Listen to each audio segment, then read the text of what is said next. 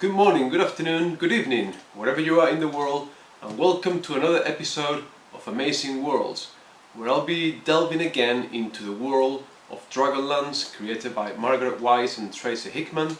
And today I'm going to be reviewing the Chronicles of the Dragonlance, which was the first trilogy set in the world of the Dragonlance. And if you haven't seen my previous video on the world of Dragonlance, where I will go through the reading order of the series, you can check it out somewhere here. I presume will be the link, and I'll put it in the description below as well. So, what have we got with Dragonlance? As in my intro video, this is pure Dungeons and Dragons. So Dragonlance was created to provide a campaign setting for the world, the role-playing game of Dungeons and Dragons, and the first book I think came out back in 1983. So we have a fantastic world creation because it piggybacks on the game and all the creatures and the magic system and everything you can find in Dungeons and Dragons. So we have the world of Kryn, the continent of Ansalon, where a group of friends meets after a 5-year hiatus, where each one of them has gone on a different journey to fulfill different personal quests or search for signs of the old gods, and they meet again in a tavern. Very typical, very tropey Dungeons and Dragons type start of a game. So we have the companions of the lands as they are come to be known as. We have the sort of spiritual leader, if you want, Tanis, who happens to be a half elf, half human. We've got Storm Brightblade, who is a noble knight, follows a very strict code of conduct and morals. We've got two human twins, Riesling, perhaps one of the best sort of wizard characters to come out of the fantasy genre, Riesling Magere, and his twin brother Caramon, a big, strong warrior type. Then we have two barbarians, Goldmoon and his groom, Riverwind, and finishing the party, again it's a Dungeons and Dragons game, we have Flint, who is a dwarf, and Tasselhoff, who is a Kender. Kender is the Dragonlance equivalent of a hobbit / halfling. Now the book series follows the party as they are chased out of the tavern, and they go on a quest to find the old gods. In the world of Kryn, in events that are referred to throughout the series, the gods have abandoned the world hundreds of years ago, so all the power, all the influence in the world has vanished, but as a darkness rises and threatens the world, the companions go searching for them, trying to find the mythical Dragonlance, because dragons have returned, the evil dragons have returned, and the Dragonlance, which was held by the ancient old mythical hero Huma, was key to defeat the dragons. So again, very D&D type thing. The Chronicles are split into 3 volumes: Dragons of Autumn Twilight, Dragons of Winter Night, and Dragons of Spring Dawning. Now they read very easily, they're not that long, and Margaret Weiss and Tracy Hickman, when they started, they really weren't authors, they were game designers. They played a Dungeons and Dragons game, a campaign that you could buy in a box and play with your friends. What came out of that, of the games they played, of their gaming sessions, they then wrote into the novels. So one thing that I found when I read them many years ago is that there are time gaps in the books. So time passes between the ending of book 1, Dragons of Autumn Twilight, and the beginning of Dragons of Winter Night.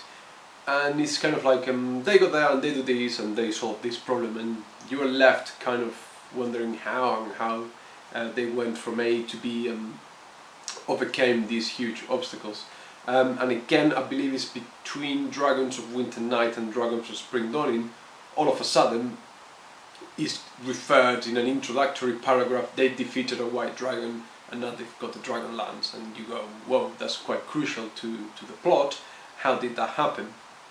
And again, it's just reference.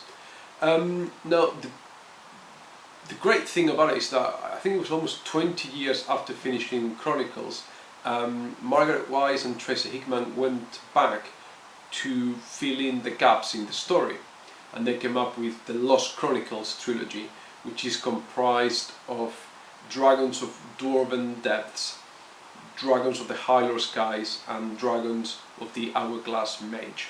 Now, technically, I suppose, you could read Chronicles and then, if you wanted, read the Lost Chronicles to fill in the gaps and get the whole picture, so to speak. Or, I guess you could start with Dragons of Autumn Twilight, then read Dragons of Dwarven Depths, because that fills the gap into Dragons of Winter Night. And then sort of the problem is that the next two Lost Chronicles, Dragons of the Higher Skies and Dragons of the Hourglass Mage, run timeline-wise concurrent to the next two volumes in the Chronicles, Dragons of Winter Night and Dragons of Spring Dawning. So I guess you could read Chronicles and then Lost Chronicles, or you could read first volume from one trilogy, then the first volume from the second trilogy, then the last two volumes of Chronicles, and then complete with the Lost Chronicles. I would like, I mean, this would be great, I suppose, maybe from a sort of collector's point of view, I suppose, or maybe from a fan point of view, if there was some sort of new edition, some sort of like complete Chronicles saga. Okay, so I had a slight technical issue, but as I was saying, it would be really nice to have like a complete Chronicles saga edition with all 6 books correctly spliced together in the correct reading order. That would be really really good to have. It would be really interesting, and I think it would freshen up the series, because this series came out at a time where it really did touch a chord with a lot of people. Dragonlance, when it came out in the early 80s, it was huge. We had the Dungeons and Dragons cartoons on television. The game was certainly kicking off to a whole new level from the late 70s, humble beginnings, and from what I've been reading and checking online, people that read Dragonlance as a teenager, they really fell in love with the series, and the people have reread it. I've reread it very many times. It's a classic tale of good versus evil. It doesn't try to be any more than that. It doesn't try any more than be entertaining for entertainment's sake in a fantasy world. So with that regard, the series is really, really good. You get the whole shebang from Dungeons and Dragons. You've got humans, elves, dwarves, kanders, dragons, draconians, goblins, galley dwarves, sea elves. You've got the whole thing. It's a great world to explore and get lost in. People love the characters. Some of them are a little bit tropey. Tanis is a bit Aragorn-like. He's battling his half-human, half-elf heritage and trying to come to terms with it. He's not quite accepted by the elves. He's not quite accepted by the humans. Where does he fit in? How does he see himself? And very much like Aragorn with Arwen, he's got a love interest in forgot her name now, but one of the elf Laurana, one of the elf princesses there. The dwarf Flint is your classic grumpy, always grumbling dwarf, but with a big heart. Storm, the knight, he's an idealist. I'm not entirely sure there are many people left in the world like that, who believes that by following the rules and the law everything would be fine and everything would be taken care of. And he kind of gets a little bit grinding on me. I didn't quite like him because he reminded me of people I used to play Dungeons and Dragons with when they play a lawful good character. Everything has to be done in a morally correct way according to the letter of the law, and they wouldn't allow other players to do certain things. Whereas the beauty of Dungeons and Dragons is to be able to play a character and do things that you wouldn't normally do, isn't it? But people love these characters, and I think in particular Riesling, the wizard, he is, for me, the wizard in fantasy, the best one I've seen. His journey is absolutely fantastic. I think his character in the books is brilliant. He's got this slight codependent relationship with his twin brother, and we see him really progress, and he's probably got the biggest development out of all the characters, even within Chronicles, let alone taking Legends of Dragonlance into account as well. So we've talked about setting, the world, we've talked about characters.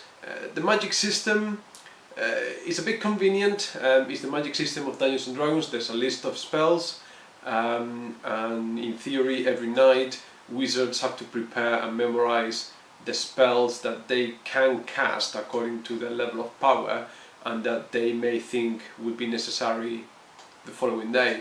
Quite conveniently, Riesling has always got the correct spell prepared for when the situation arises, but you can sort of bypass those sort of things because in that regard it's just it doesn't detract from the plot, it doesn't seem convenient. It's just that whereas the warrior or the dwarf may fight with a sword or an axe, he's throwing magic missiles or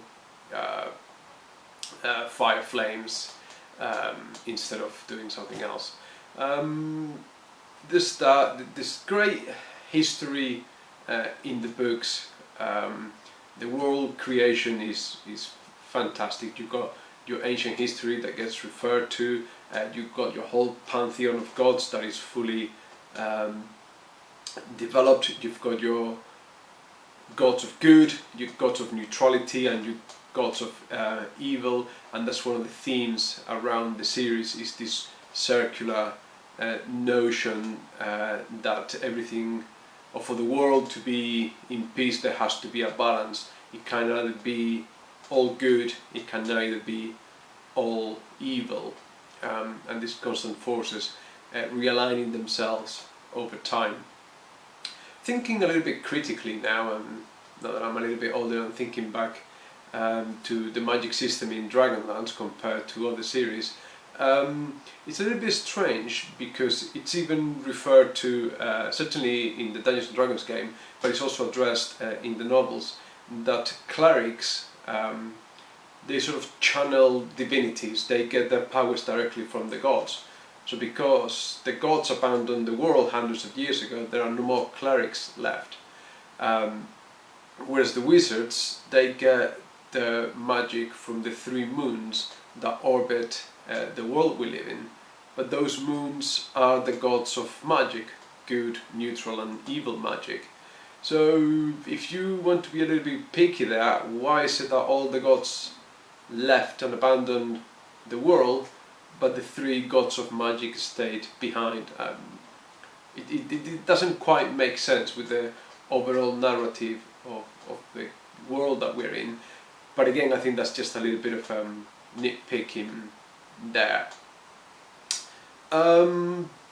I really don't want to go into details of the story, what happens, what they do, who they meet, but the antagonists are great, and your antagonist in book 1 is a fantastic character, but then they get even better. You get different antagonists in book 2 and 3. And I think as Weiss and Hickman got into the writing and they got into the stride, things got better and better. Apart from the character of Riesling, we also have the character of Lord Soth, this doomed to eternal damnation knight for some horrible deed that he did in his lifetime. And that, I think, in itself prompted the whole Ravenloft campaign set in this sort of dark. Okay, and another technical difficulty. I think this video is doomed. This review apparently is not meant to happen, but I'm gonna get through it. So as I was saying, Lord Soth, the damned, dark knight, ghost-like, condemned to eternal damnation for something that he didn't do, that then spun off, I believe, the whole Ravenloft world. It was another campaign setting for Dungeons and Dragons, quite dark, very much based on werewolves and vampires, and it had its own series of novels as well. So we've got great characters in Dragonlance. People love them. As mentioned in my earlier video on the reading guide to Dragonlance, I cried every time I read it when one of the characters in particular dies. You are invested in them. People love them for a reason. And Dragonlance, it is spawned just more than the novels. The novels were great, the campaign setting for the game was fantastic. There was an attempt to an animated movie, which I will leave the link below. But the artwork that accompanied the series was just unparalleled, never matched, never bettered ever since. The original cover art on the Dragonlance Chronicles by Larry Elmore was absolutely brilliant. I'll put a link in the description to his website because you can then see what I'm talking about. And at the time it spawned a whole series of calendars. So every year a new Dragonlance calendar will come out with art by Larry Elmore, Clive Caldwell, other really good artists. And it was just incredible. And a few years after the Chronicles books came out, they compile all the artwork into one book, hardcover book that you can buy, sort of A4 size or bigger, to really appreciate the art in all its detail and colour, and it was just absolutely brilliant. As I said, in summary, it's a great romp, it's good fun, it doesn't purport to be any more than that. There are some themes there, but I think the themes become stronger and much more developed in the Legends trilogy. This is just epic. I mean, dragons, you want them, you got them. You got white dragons, black dragons, red dragons, blue dragons. Then you've got the good dragons come back, silver dragons, gold dragons, bronze dragons, copper dragons. It's just non-stop. You've got death knights, you've got draconians, you've got flying citadels, epic battles, drama, betrayal, maybe not, double guessing there, haunted spirits. It's got it all, but it's a very easy read. I think it's the perfect entry series into fantasy if you are in your teens or you're still relatively young and never read any other fantasy before. Probably as an adult you'll pick it up and you go, it's okay, maybe, meh. It'll certainly keep you entertained, but it probably won't do it for you if it's not the first fantasy series you've read, or if you pick it up as an adult. But it's great to come back to. It's absolutely brilliant. There's maybe an element of nostalgia there, going back and rereading Chronicles every 5 years or so. But I can't recommend it enough. Maybe give it a go with the Lost Chronicles in there as well. But I hope you enjoy it. Please leave your comments below, like, subscribe, and as always, maybe dislike, but let me know why. Let's have the conversation here. And I think that's all I've got for today. So until next time, take care.